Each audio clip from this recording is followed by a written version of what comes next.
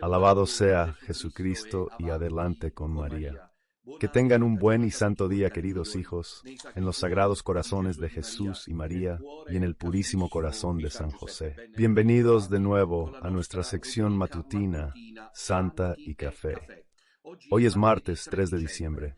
Estamos en los primeros días de este último mes del año que nos prepara la Sagrada Navidad del Señor mediante el camino litúrgico de Adviento. Hoy la Iglesia celebra la memoria de un gigante de la fe. Estamos hablando de San Francisco Javier, patrón de las misiones universales, colaborador y discípulo de San Ignacio de Loyola, uno de los primeros jesuitas, que fue enviado como misionero a Asia en 1500 para predicar. Convirtió a cientos de miles de fieles al cristianismo anunciando el Evangelio, primero en la India, luego fue a Japón con aventuras al límite del romanzo de Salgari y de esas historias, esas epopeyas exóticas con auténticos giros argumentales continuos en su vida. Era también taumaturgo, hacía muchos milagros. El Señor lo acompañaba en este primer anuncio de la fe, como había prometido, realizando milagros. San Francisco Javier, por ejemplo, resucitó a un par de muertos. Hay un episodio en Japón que parece casi literalmente igual al del hijo de la viuda de Nain en El Ángel de Lucas, porque él caminaba por un pueblo, los bonzos. ¿Y qué quieren? Siempre la historia se repite. Estaban celosos de él y por lo tanto querían eliminarlo. Lo habían puesto en mala posición ante los ojos del rey de la región a la que Francisco Javier había llegado. A veces caminaba descalzo, casi siempre estaba descalzo entre los bosques, las selvas, las arboledas.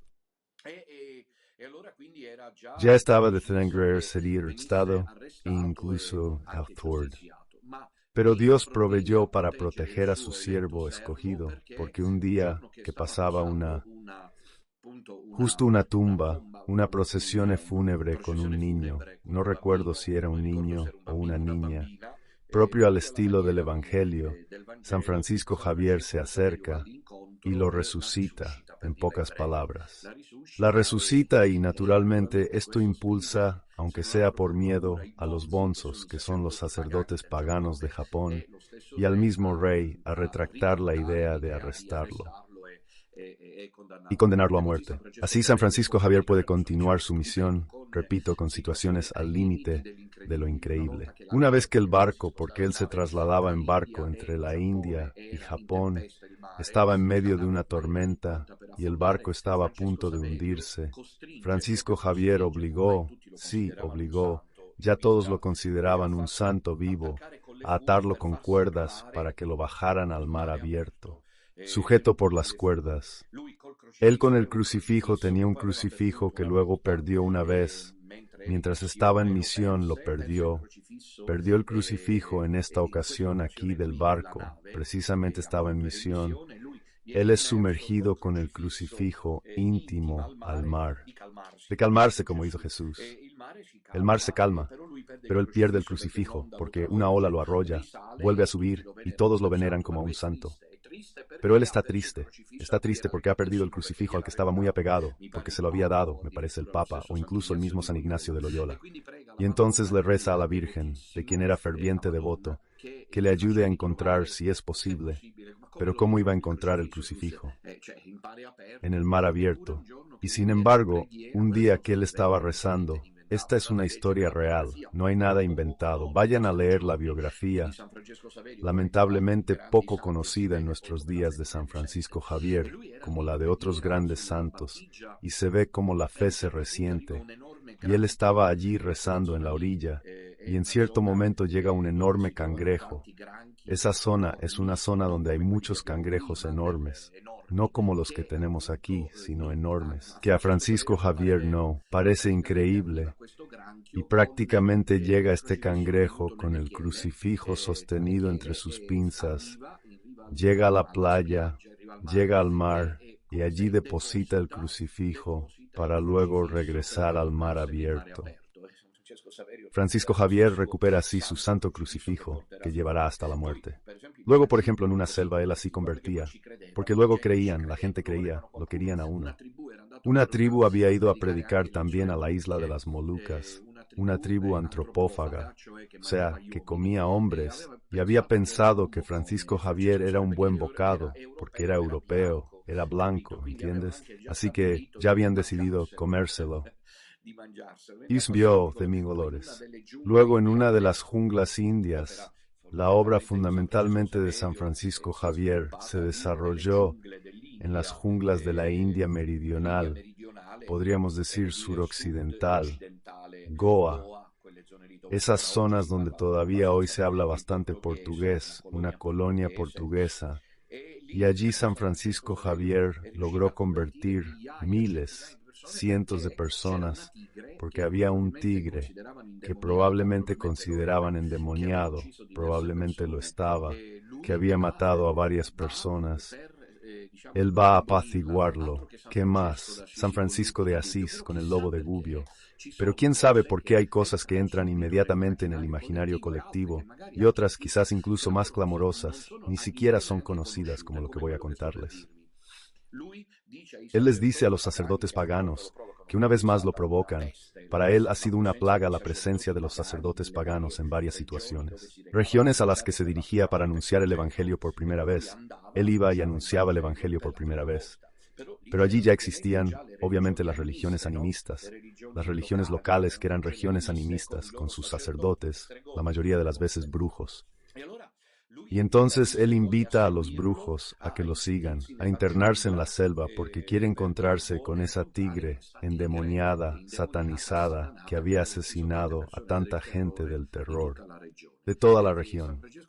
San Francisco Javier se adentra, y en cierto momento se oye un rugido, y todos huyen, buscando refugio unos a un lado y otros al otro, para ver, sin embargo, qué hace este hombre, que es San Francisco Javier.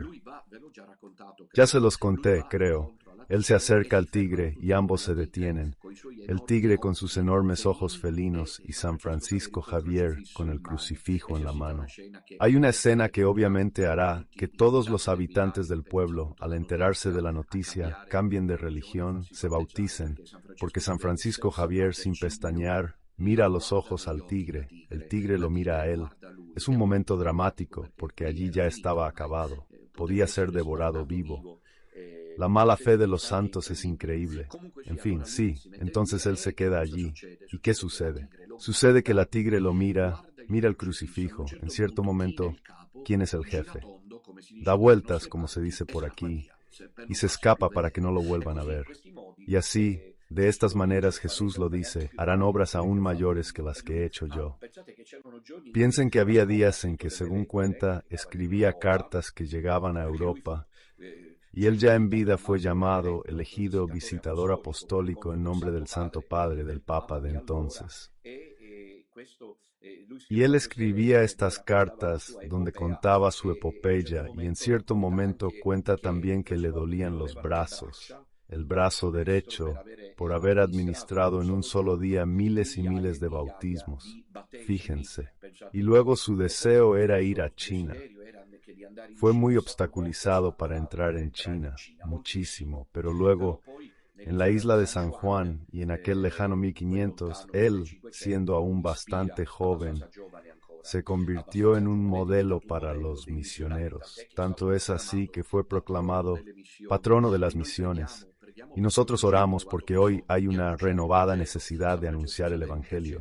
San Francisco Javier interceda por todos nosotros, este gran y primer misionero del periodo de la Contrarreforma. Bien, entonces hoy es martes. Les recuerdo esta noche a las 9, la última cita con el martes bélico. Concluimos la meditación de mi libro La falsa iglesia y su destino, en versión actualizada, reeditado. Ahí lo tienen, pueden pedirlo a Radio Domina o tomarlo en nuestros encuentros. La última cita de esta noche, con la que concluye el ciclo de catequesis bélicas con el título, ahí lo tienen, el Apocalipsis, : ya es la hora. Ven Bergoglio con Pachamama al fondo, eso debería decirlo todo. y hacer comprender que Él no es simplemente un antipapa de una verdadera iglesia, sino el constructor de la iglesia de Satanás, del que hablan las profecías. Los espero esta noche con esta publicación. Compartan, compartan, compartan. Pongan siempre me gusta. Suscríbanse si todavía no lo han hecho. Anoche hubo la emisión de la Cofradía del Santo Rosario. Gracias por la intensa participación. Quienes no pudieron seguirla, pueden hacerlo. En YouTube, en la lista de Radio Domina Nostra, está la segunda reina, la amistad, que invita a escucharla, pues nos ayuda en la novena de la Inmaculada a preparar la fiesta. A propósito de la fiesta de la Inmaculada, hoy no solo a las 9 de la noche hay el capítulo del martes bélico, sino que a las 6:30 de la tarde, como habéis visto en el programa, os conectaré para rezar el tercer Santo Rosario, desde donde me encuentro, es decir, desde la habitación del hotel. A las 6:30, recemos juntos el Santo Rosario, porque es un momento, en mi opinión, desde el punto de vista histórico, eclesiástico, importantísimo, importantísimo en mi opinión, por lo que vale mi palabra, que parece que muchos querrían silenciarme, muchos querrían incluso silenciarme de forma insospechada. No hay cura mai muistepje que domine. Vale, a las 6. Nos vemos para el Santo Rosario. Les decía anoche en la catequesis sobre la cofradía, que somos más o menos 1000 inscritos en la cofradía. Esto es algo muy bonito. Y debemos intensificar la oración del Santo Rosario juntos. A las 6:30, en directo en el canal de YouTube de Radio Domina Nostra. También se ha publicado en el perfil de Facebook de Radio Domina Nostra. Nos vemos. Para el Santo Rosario, y el quinto día cantamos el estrellado, en el quinto día de la novena. En unos momentos verán la publicación y compartan, compartan, compartan. A las 6:30. A las 6:30 de la tarde en el canal de YouTube Domina Nutella se reza el Santo Rosario con los fieles del pequeño resto que pueden. Y es el momento de unirnos. También porque el Santo Rosario es realmente, diría yo, como la bata, como decir, el impermeable frente a este momento, en el que yo siento al diablo enfurecido, enfurecido, no sé por qué, pero lo siento. Quizás porque estamos en los días de la fiesta de la Virgen Inmaculada, no lo sé, pero percibo las tramas, las maniobras que él, Satanás, está llevando a cabo en el mundo y en la iglesia para intentar destruir la obra de María. Y este es el momento en que vemos paso a paso el enfrentamiento entre la Santa Virgen y María. Su corazón inmaculado es Lucifer, el diablo y todos los que le pertenecen, porque quien dice la mentira o no dice la verdad hasta el fondo, pertenece al diablo. Eso hay que decirlo. Quien induce al error sabiendo que lo hace, hasta que hay buena fe. Pero saben, si hay buena fe, se pide una confrontación. La confrontación se concede, no sé. Eso es lo que pienso. Eso es lo que pienso, naturalmente. Siempre soy yo el de mala fe, siempre soy yo el muerto de Italia, el que se equivoca. Sobre todo y que alza el tono, mientras que hay quien habla de manera suave y por lo tanto es más creíble porque habla de manera suave. ¿Quién sabe cómo actúa en la mente colectiva? Esta mañana le decía en el desayuno al equipo que me acompaña que la masonería sabe jugar muy bien con las masas, y es por eso que hay maniobras subyacentes, sutiles estrategias profundas que la gente luego tiene dificultades para captar. Cuando llega alguien que las pone en evidencia, dicen eres un conspiranoico, eres alguien que piensa en el mal, etcétera, etcétera. Así que ahora más que nunca debemos rezar el Santo Rosario. Ay, Virgen María, mientras tanto el lugar y no llega. He esperado un poco. Aquí está, aquí está, aquí está. A las 6:30 de la tarde. Así que esto es lo de las 6:30. Ven que hay una Domina Nutella con la corona en la mano. No se pierdan esto. Cita, a continuación, también está el quinto día de la novena de la Inmaculada. Quinto día, así que ya nos estamos acercando. El próximo domingo es la fiesta de la solemnidad de la Inmaculada y por lo tanto les doy cita en Milán, como saben, a las 2:30 de la tarde. Comienza este encuentro de oración en el NH Congress de Milán, en Assago. Habrá una entrada con la estatua de la Virgen. El Santo Rosario, la consagración a María y luego el homenaje floral, la bendición de las familias con la entrega del Evangelio, la Santa Misa, la procesión y la bendición eucarística.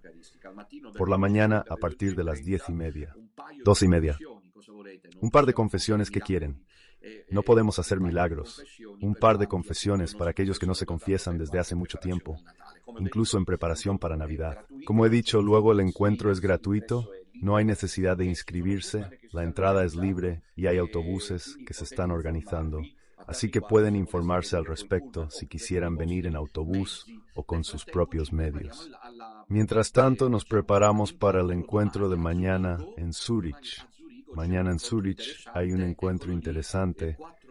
Aquí está, 4 de diciembre a las 5:30 de la tarde.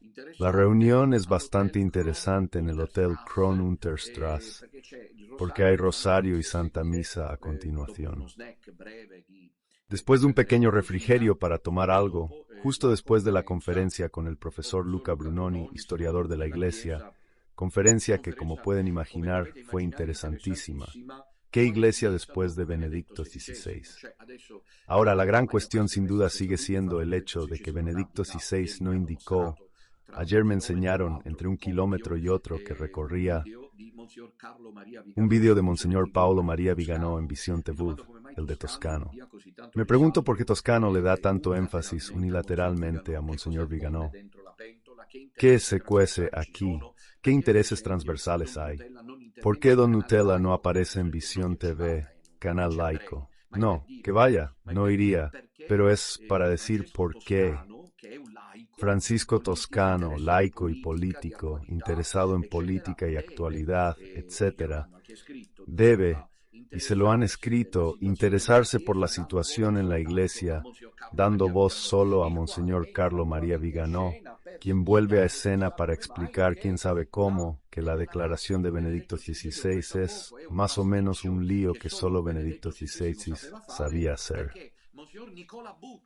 Porque Monseñor Nicola Bux, fíjense, ha comunicado que el Papa le dijo que realmente quería renunciar y que por lo tanto realmente renunció. Entiendo que ahí estamos en juegos de palabras que engañan a las almas. Lo siento decirlo, lo siento decirlo. Miren, fíjense en lo que les digo, al menos aquellos que me han dado su confianza, aquellos que vienen a ustedes para anunciarles a Jesucristo sin ningún interés. Cuenten con los dedos y prueben. Pónganlos a prueba, porque nunca en esta fase y en este momento en el canal Visión TV, que es un canal no católico, que no es un canal confesional, Monseñor Viganò debe ir a decir que Benedicto XVI, 12 años atrás, renunció legítimamente porque se lo dijo Monseñor Nicola Bux. Hijos míos, ya sabéis dónde está el engaño. El engaño, ya lo he dicho muchas veces, es que la intención específica, en este caso, no cuenta. Más que nada, porque la declaración es formalmente errónea. Hay un error sustancial de no poca importancia. Todos lo sabemos.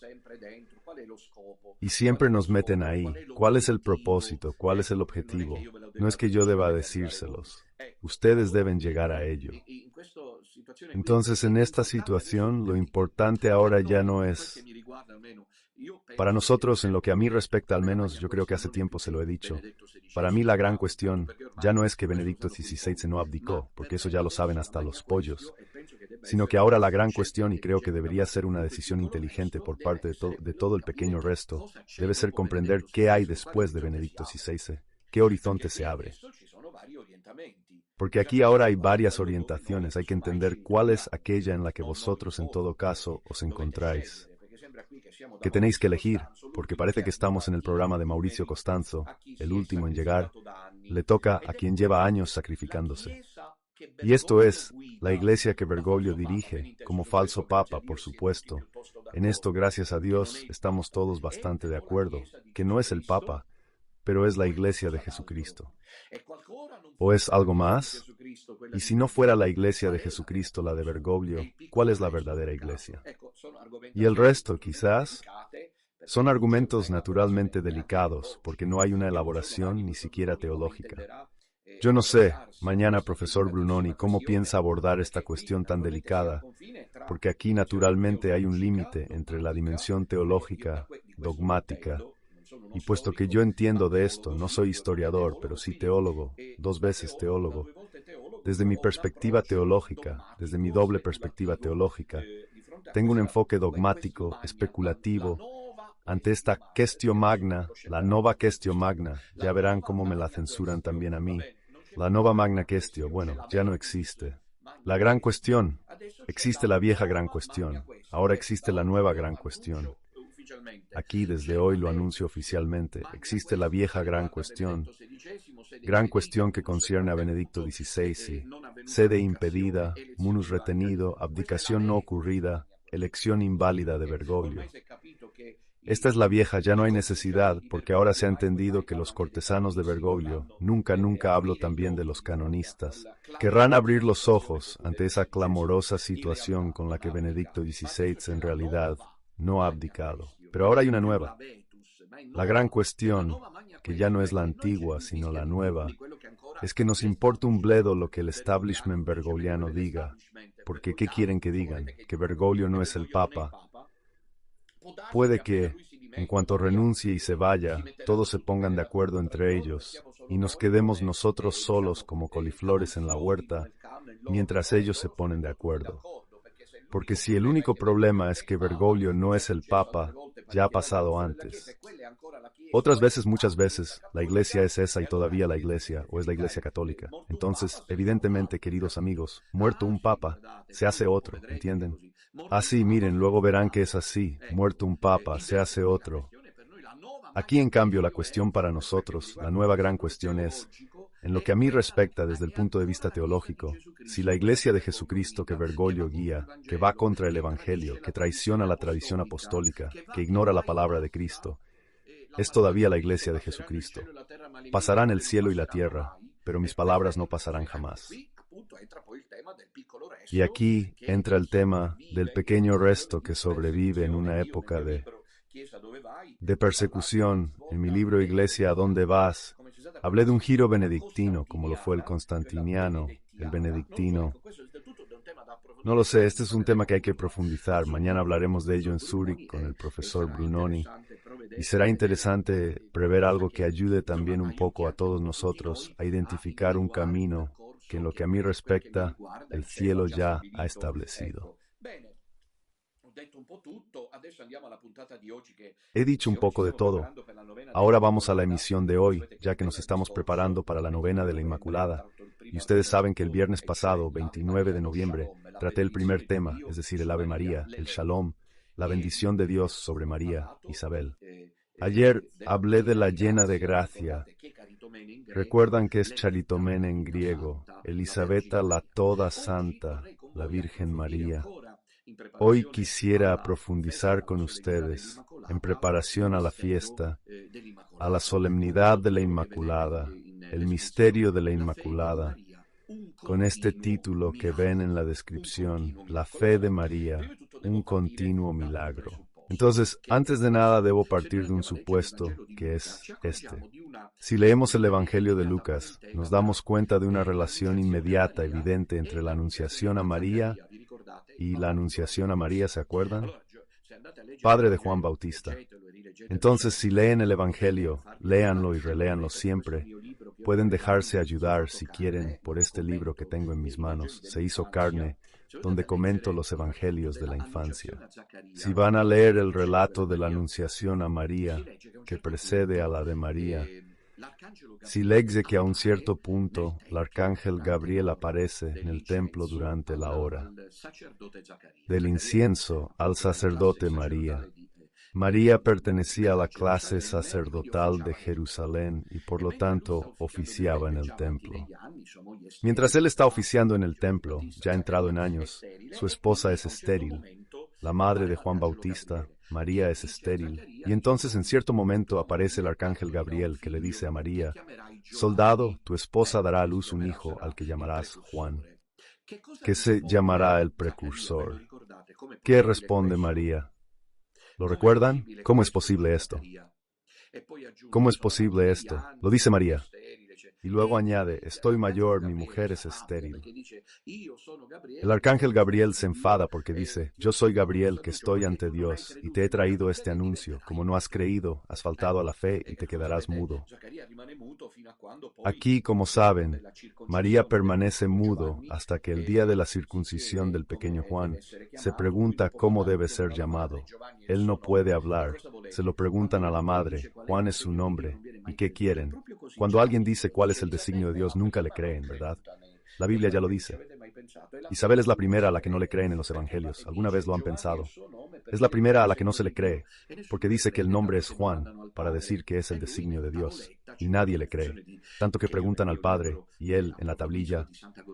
Hay toda una reflexión que yo profundizo en mi libro de San Agustín sobre la tablilla donde se le inscribe el nombre de Juan, escribe su nombre Juan y recupera la voz. Ahora, si vamos al relato de la Anunciación a María, hay algo allí mismo análogo, porque cuando el arcángel Gabriel le dice, Shalom, llena de gracia, el Señor está contigo, bendita tú entre las mujeres, concebirás y darás a luz un hijo, lo llamarás Jesús. Ahora hablo de este libro, La objeción de María. Tras anunciar Gabriel el nacimiento de Jesús, surge una objeción, como pasó con Zacarías. A primera vista, sobre todo si se acepta la hipótesis de un esquema de anuncio entre María y María, parecería que la objeción es completamente similar. Porque en Lucas 1, María, ¿cómo saber esto? Soy viejo y mi esposa es mayor. En Lucas 1:34, María replicó, ¿cómo es posible? No conozco hombre. Son dos expresiones que se ven similares. A una lectura superficial prejuiciosa, sobre todo en el ámbito luterano, parecería que la objeción es similar. Lo que sorprende, sin embargo, es la reacción del arcángel Gabriel. Mientras que, como decíamos, en el caso de María la objeción es seguida de castigo, callarás y no podrás hablar hasta el día en que estas cosas sucedan, porque no creíste mis palabras. A María, en cambio, se le da la explicación que examinaremos enseguida. ¿Por qué esta aparente parcialidad? ¿Qué esconde realmente la objeción de María, que no es reprendida por Gabriel? ¿Es una falta de fe la de María, como para María, o hay algo más? Los padres los en esto, y yo también. Yo he reflexionado mucho sobre esto, he rezado muchísimo. Cuando escribí este libro, lo recuerdo bien. Llegué a mi conclusión. Pero primero veamos qué dicen los estudiosos sobre esta objeción de María. ¿Es posible? No conozco hombre. Francisco Bobón, que es un exégeta protestante, actual, moderno, reconoce desde la perspectiva protestante, ya saben que no existe un culto mariano entre los protestantes, pero Francisco Bobón, que es un estudioso francés y protestante, reconoce que mientras la objeción de María y Lucas es, según él, expresión de una incredulidad culpable, es decir, se adelantan como hacemos muchas veces nosotros cuando Dios nos visita, incluso, por ejemplo, en este asunto del pequeño resto de la Iglesia después de Benedicto XVI, de lo que pueda ocurrir, muchos, demasiados, ponen reparos, son como una trinchera impermeable a la acción de Dios, porque Dios debe responder a nuestros esquemas. No somos nosotros los que debemos aprender a conocer la acción impredecible de Dios. En el caso del Espíritu Santo, el Espíritu Santo es siempre una nueva sorpresa, pero nosotros siempre ponemos reparos. Somos como María, ponemos reparos y no hay nada que hacer. Queremos estar seguros. Por los La de Zacaria, dice François Bovon, es expresión de una incredulidad culpable. La de María, dice el exégeta, es en cambio expresión de la fe que interroga. Son dos cosas diferentes, son dos cosas completamente diferentes. Ahora veremos también en concreto por qué María interroga. Pero esta llamada de la Virgen al arcángel Gabriel surge y germina dentro de un horizonte de fe, mientras que el de María germina desde un horizonte de apatía, se dice en griego, es decir, de falta de fe. Hay que ver lo que hacemos ante Dios cuando el Señor nos visita. Si nos preguntamos por qué carecemos de fe, por ejemplo en el asunto del pequeño resto, del giro benedictino, de cómo Dios podrá actuar a través de la Virgen y el corazón inmaculado de María, si ponemos reparos porque nos cuestionamos en el horizonte de la fe y por tanto permanecemos disponibles a la intervención de Dios, o si, como María, ponemos reparos y decimos que esto no puede ser, las profecías no nos convencen. Debemos seguir la ley y esas cosas para decir, la ley naturalmente hay que seguirla, pero en una situación como esta, con un claro sabor apocalíptico, si hay tiempo antes de que estalle la Tercera Guerra Mundial, debemos entender en qué situación estamos. Aquí Benedicto XVI escribe con toda claridad que, respecto a María, escuchen las palabras del Papa. María no duda, no pregunta el qué, sino el cómo puede realizarse la promesa. No pone en duda que puede suceder, pregunta, ¿cómo debe suceder? ¿Han entendido? María duda de que pueda ocurrir. María pregunta cómo puede ocurrir.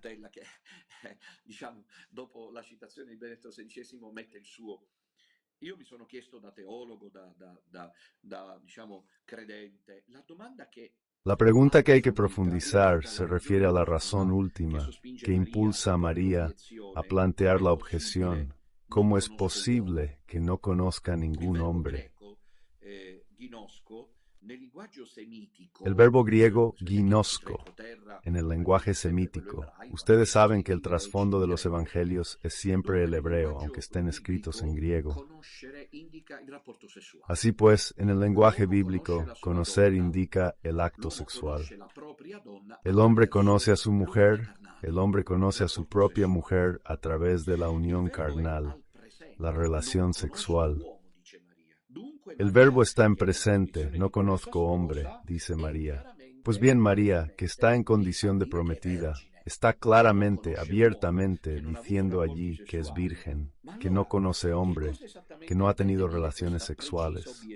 Pero entonces, ¿qué quiere decir exactamente esta objeción tan precisa? ¿Espera acaso que esta concepción que el arcángel Gabriel le anuncia del Mesías, nada menos, deba venir por vía natural? Como diciéndole a María, mira, tú me dices que seré madre, pero yo aún no he tenido relaciones, para ser un poco crudos, pero así lo entendéis mejor. Yo no he tenido relaciones sexuales con José. ¿Cómo puedo ser madre si soy virgen? ¿Cómo puedes decirme que concibo un hijo si todavía estoy prometida y no he tenido relaciones sexuales? ¿Va? Que María plantee esta dificultad no es descartable. Que los padres de la Iglesia ven en este verbo en presente no conozco hombre aquí, y aquí he puesto mi punto de vista, el propósito, a ti de bien, de un voto de virginidad que María, por inspiración de Yahvé, había formulado cuando estaba en el templo. La Virgen a los 3 años, según la tradición recogida por la liturgia, fue llevada al templo, al aula de las vírgenes, de las jóvenes pertenecientes a las clases sacerdotales. Luego, cuando llegaba el primer flujo menstrual, es decir, la aparición de la sangre, esto hacía que las mujeres fueran impuras desde el punto de vista ritual. Y entonces, a 12, 13, 11 años, depende de cuándo llega el flujo menstrual, debían irse del templo, porque estaban ritualmente impuras, no moralmente. No hay ninguna culpa, obviamente, en tener el flujo menstrual. Pero desde el punto de vista ritual, según las concepciones bíblicas del Levítico, del Código Sacerdotal, Mosaico, etc., la mujer que tiene flujo menstrual es impura ritualmente. Tanto es así que, como saben, después de dar a luz, la mujer tiene de nuevo flujo menstrual y debe purificarse. He aquí, entonces, María también entró en el templo. Según la tradición, a los 3 años entró en el templo y vivió allí hasta su primera menstruación, porque era mujer, y por lo tanto experimentó lo mismo que cualquier mujer. Y cuando en este tiempo, desde su entrada alrededor de los 3 años, hasta digamos y supongamos los 12 o 13 años, digamos unos 12 años, María, la Santa Virgen, se ha sumergido en Dios, por Dios, en Dios, decía Monforte, perdida en Dios. ¿Va? Perdida en Dios, o sea, María se sumergió en Dios. Yo siempre recuerdo lo que se cuenta del primer monje del desierto. Con mayor razón podemos decirlo de María. que cuando murió San Antonio Abad, nadie sabía dónde se encontraba su cadáver. En fin, después de su muerte, un joven monje del desierto, devoto de Antonio en vida, tras su muerte le pidió repetidamente a Dios que le dijera qué había sido de Antonio, dónde estaba su alma en el paraíso, en el coro de los mártires, etc.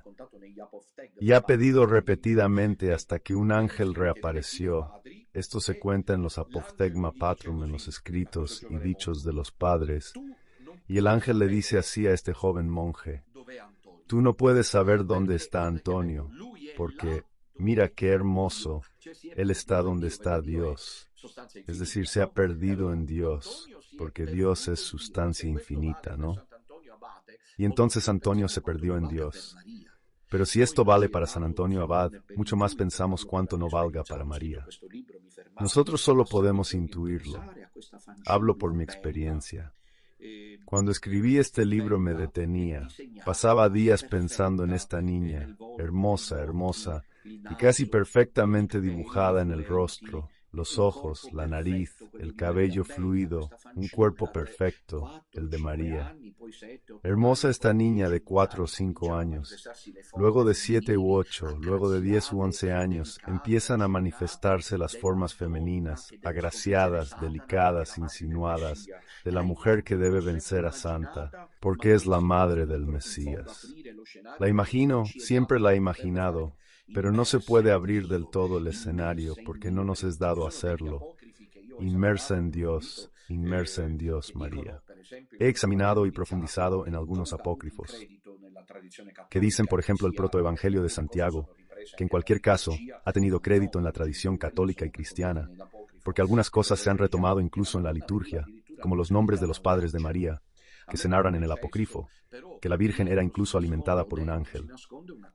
A mí me parece un exceso, pero detrás o dentro se esconde algo precioso. María, esta jovencita, debía prepararse para ser la madre del Mesías. Pero, en esta pausa de varios años en el templo, que la Virgen llevará siempre durante toda su vida hasta los pies de la cruz, esta actitud de estar ante Dios, porque cuando uno tiene esta actitud, se aprende un don del Espíritu Santo, pero también un ejercicio atlético, espiritual de cada uno de nosotros, la actitud de estar ante Dios. Hay santos que luego vivieron permanentemente ante Dios. Nosotros vamos y venimos delante de Dios. Entramos y tenemos suerte, nos quedamos un rato y luego salimos para volver de nuevo. Pero se puede llegar a una actitud que es un don del Espíritu Santo y de la Virgen, estar como estaban los santos, siempre ante Dios. Hoy hablamos de San Francisco Javier, quien decía también plus ultra domine, siempre más Señor, nunca se cansaba. Pero él vivía, aunque fuera un misionario, dai tratti epici, viveva siempre y constantemente ante Dios. ¿Va? Actitud que es don del Espíritu Santo y de la Virgen, porque ella primero lo vivió como no lo vivieron Abraham, Moisés, etc. Pero también es un ejercicio que ponemos nosotros, y yo tengo algunas almas a mi alrededor que viven como yo veo, porque lo veo. Y en vez de desanimarme doy gracias, y no dejo de agradecer a Dios este testimonio que me es dado. Conozco personas que saben vivir constantemente, se ve realmente. Ante Dios se ven muchas cosas: el perdón a los enemigos, la serenidad constante, la ausencia de quejas. Se ve en estos aspectos que esa persona está ante Dios. María aprende en el templo a vivir como debemos ante Dios, pues luego nada más piensa. Cuando estamos ante Dios, nada puede herirnos, nada puede debilitarnos, nada puede inquietarnos, nada puede disgustarnos. Ante Dios, como decía el profeta Elías. Y luego Elías: Dios vive ante quien estoy. Viva Dios, Dios el viviente ante el cual estoy, ¿comprendes? Y María, con el tiempo, aprende esto. Aquí me he perdido un poco con esta cosa tan hermosa de la oración, de la vida de oración de María. María hace oración. De dos se ha dicho así, de la Virgen de San Francisco de Asís. María facta est. Oración hecha, Francisco, oración hecha. Si hay, se convierten en oración. Quien se acercaba a San Francisco se daba cuenta de que era un hombre casi... No sé si logran entender lo que quiero decir. Aturdido por muchos, por la oración, porque siempre estaba en constante diálogo con Dios. Esto nace del amor, sin embargo, porque he visto caminos de personas que están ante Dios, que luego fracasan. Las he conocido y se convierten en demonios encarnados. Te diré, se creen santos o sante. Ven los demás, sin decirlo, con una actitud de superioridad. Es el comienzo de la catástrofe. La persona que vive verdaderamente ante Dios lo hace por un acto de amor. No es por vanagloria espiritual, no por sentirse guapo, bueno, listo y santo, sino por una necesidad de amor. En este sentido, veo que se convierte en una especie de Fórmula 1, donde quien iba más atrás termina adelante, y quien iba adelante, que parecía en la pole position para cortar la cinta, se queda atrás, porque todo depende del amor. Un discurso interesante, espero que lo estén comprendiendo. Entonces María si immerge en Dios e chi descubre, siente, percepisce, sa e vede qué es lo que Dios le pide. ¿Qué le pide Dios? Algo impensable para la cultura judía. El propósito de permanecer virgen. ¿Sabía que sería madre del Mesías?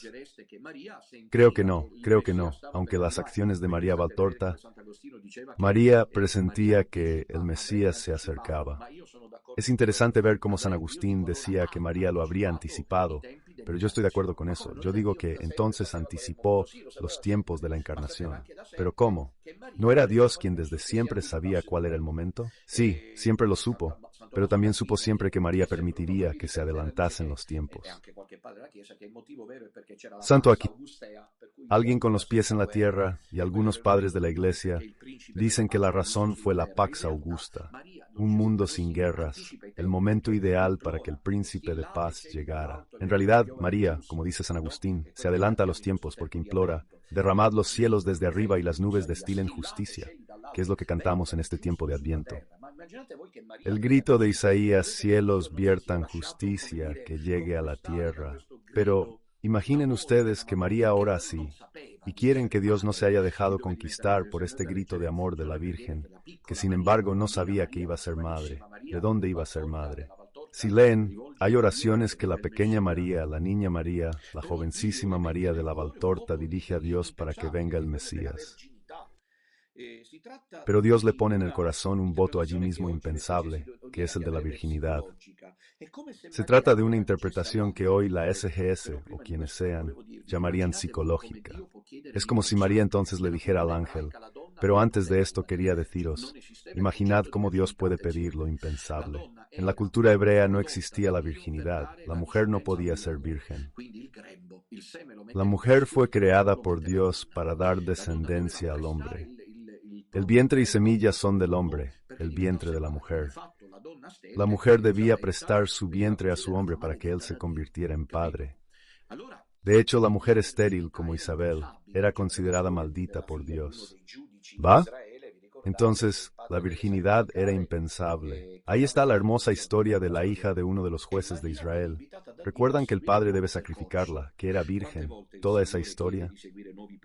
Y María si vet seguir un nuevo camino. ¿Cuántas veces el Señor pide seguir nuevos caminos?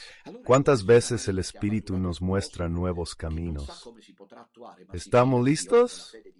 Es como María, que acepta el propósito sin saber cómo, pero confía en Dios. La fe de María, volveremos a ella, es un milagro continuo. María confía en Dios, sabe que al salir del templo debe ir como prometida. No sé si comprenden, aplicando la situación que vivimos hoy en el catolicismo romano, debemos dejar hacer a Dios, debemos estar llenos de fe. El Señor siempre quiere sorprendernos de nuevo. Las aguas del Mar Rojo no han dejado de abrirse. ¿Va? María se prepara a dejarlo en manos de Dios, tiene fe. Luego Juan Pablo II, prácticamente mi tiempo se ha acabado, me hubiera gustado deciros muchísimas cosas más. Había preparado una meditación sobre la carta de Juan Pablo II, Redentoris Mater, donde el Papa propone una fe de María superior a la de Abraham. María anticipará la encarnación del Verbo como anticip. Esto también lo dijo Juan Pablo II.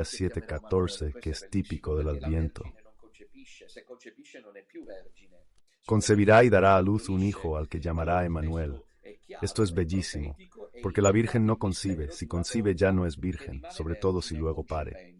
Entonces el texto es claro, es profético e indica el misterio de una mujer que permanece virgen concibiendo aunque carente de indicios ciertos. Es una tesis totalmente sugerente. Es decir, que María pudo haber hecho suyo este texto considerándolo aplicable, en su caso, a sí misma. María había decidido, no hay dudas, por ejemplo, para los padres de la Iglesia Oriental, consagrarse como virgen a Dios, y el matrimonio con José debió estar caracterizado por la castidad virginal. San Juan de Mascu llama a María divina y neumatófora, es decir, portadora del Espíritu, de modo que en realidad el culto mariano oriental no conoció la crisis que en cambio con la teología liberal y el modernismo hemos conocido aquí en Occidente.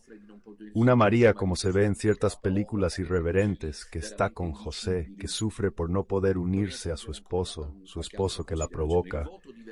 Esas cosas verdaderamente indecibles. Me gustaría añadir alguna otra consideración. El voto de virginidad que María formuló es hoy prácticamente cuestionado por todos los exegetas, herederos de la teología modernista, si se excluye a René Laurentin, por ejemplo. La exegesis moderna rechaza esta tesis considerándola anacrónica, dado que en la cultura hebrea, como les decía, la virginidad era impensable. Pero no puede, volvamos a esto, Dios haber inspirado un munus novum a María. ¿Cómo podría María formular el voto si ya estaba prometida? Aquí también no pudo Dios haber inspirado al mismo tiempo el mismo propósito a San José. ¿No es posible? ¿Cómo afirma la literatura mística que los dos esposos, al frecuentarse, maduraron este propósito de no consumar el matrimonio, sino de vivirlo secretamente en castidad? Aquí, por ejemplo, hay un adagio que dice, lo semejante con lo semejante. Es decir, ¿ustedes se imaginan que San José frecuenta a María? José, en comparación con todos los demás hombres junto a sus mujeres, que tienen un atractivo, obviamente, legítimo desde el punto de vista carnal, José tenía otro tipo de atractivo. Es un caso único y excepcional, o quizás no tan único y excepcional, porque está probado que hay hombres de Dios que teniendo a mujeres santas a su lado, en caminos como el de Francisco y Clara hubo un llamado del cielo a través de la presencia de Clara como mujer. Francisco a través de Clara tuvo el llamado de Dios. Y esto que de alguna manera ha vivido Francisco con Clara, que aunque eran pecadores con el pecado original, imaginen a María, ¿qué ha producido en San José? José veneraba a María. Giuseppe sentía en su casto corazón que María era toda de Dios. Lo percibía, respiraba la presencia de Dios junto a María, más que si hubiera estado en el Sancta Sanctorum del Templo de Jerusalén. Y veneraba a María. La historia de la Iglesia cuenta de parejas santas que vivieron la castidad a pesar de cohabitar. Uno de los más conocidos en el pasado es el de San Enrique Segós, emperador muerto en el año 1024, y de su esposa Cunegunda, muerta en el año 1039, que quisieron permanecer castos por un voto hecho a Dios. Y también Santa Pulcheria, muerta en el año 453 con su marido María, muerto en el año 457, y que era emperador, entre otras cosas. En la carta 45, San Agustín elogia a un tal Armentario, que vivía castamente con su esposa Paulina. También Santa Paulina D'Anola con su esposa hará este propósito. Cuánto más esto debió haber caracterizado la llegada del Mesías a esta santa pareja que fueron José y María. La tradición ha definido el matrimonio entre los dos esposos como el más casto y el más santo que haya existido sobre la tierra. No, sin embargo, a expensas de la veracidad de este matrimonio, más aún, Santo Tomás de Aquino habló de desiderium virginitatis por orden. ¡Ay, Dios mío! Hoy es una lección de teología. Desiderium virginitatis por ordenación de, es decir, puso en José, además de en la Virgen, un deseo, una aspiración, una necesidad de vivir la virginidad como un mandato interior. Una tesis propuesta recientemente por Ignacio de la Pottery, según la cual Dios inspiró a los dos santos esposos a dedicarse desde el principio a una vida de castidad y oración. Voy a concluir. Así vivieron José y María en plena pureza angélica. Si es cierto, como ya afirmaba San Anselmo de Aosta, que es, cito, a la Madre de Dios se debe atribuir tal pureza, que no puede haber una mayor pureza que la de Dios mismo. El teólogo Guardini y Baltasar apoyan la tesis de Santo Tomás.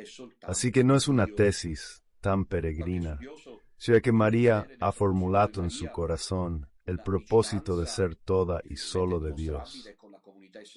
Algunos estudiosos han querido ver en el propósito de María una cercanía difícilmente demostrable con la comunidad esenia de Qumran, pero salto este argumento.